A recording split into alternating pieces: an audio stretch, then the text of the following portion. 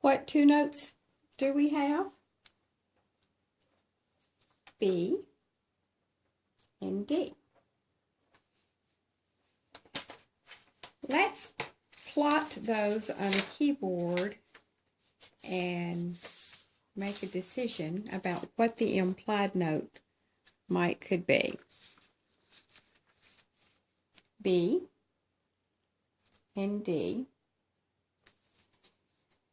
Well, we could go this direction to a F,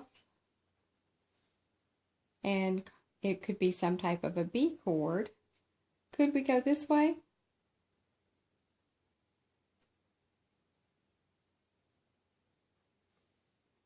And then we would have some type of a G chord. Would that work? No, this would not work. And the reason, there's a very important rule in score analysis. If you're going to call it by this name, then that has to be one of the notes on the staff, and it's not there. So this is not even something you can use. Again, the rule in score analysis is if you're going to call it by that name, then that note has to be in the score. So we can't really go that direction. We can go this way though, because the B is on the staff. So what do we have? Do we have B? The bottom note here is G, A, B. There it is. B, D. We have those two notes. So the implied note is the F sharp. And the bass note, in other words, the lowest note, is the B. Do you remember that? Use the lowest note to help name the chord. And then you put your sharps and flats back in. All right, so here we would have the B, D, and F sharp. All I had written on the keyboard was the B, D, and F. This is when I put the F sharp back in, and this is the name of the chord we're now describing. Okay? Then the last part says, if the name of the chord does not use its name as the lowest tone, then label the correct inversion. If the name of the chord doesn't use the name, all right, in other words, is B the lowest tone here? It is. So it's not an inversion. In other words, you just simply put the 3. And that tells me it's the 3 minor, or in letters, B minor. All right, I hope that made sense.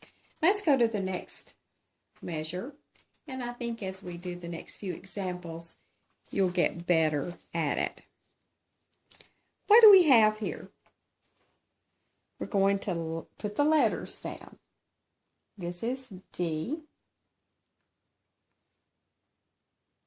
What's above middle C? D.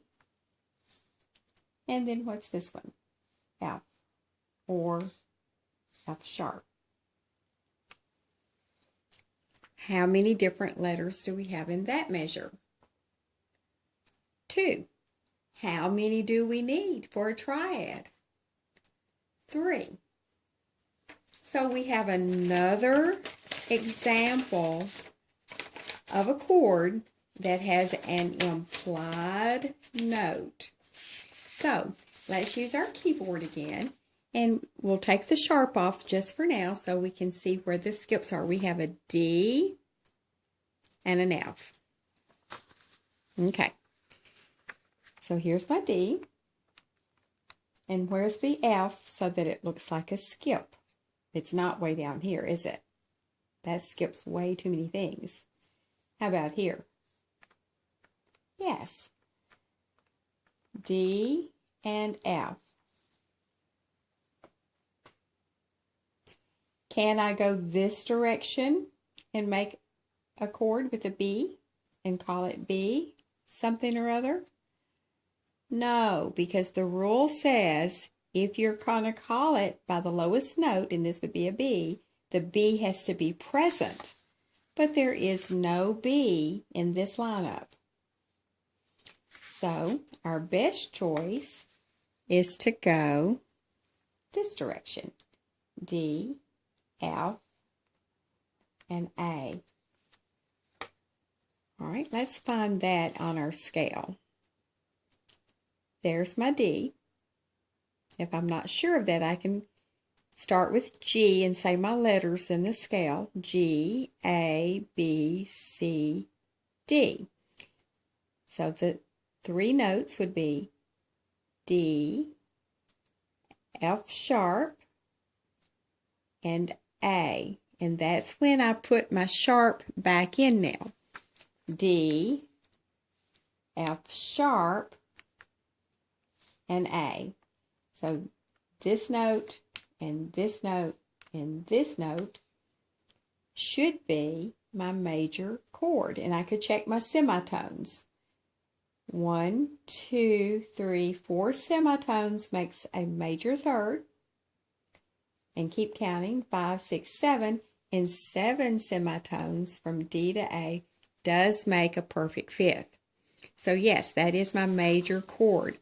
So I just simply put my Roman numeral like this so that it stands for major. So that is my D major chord.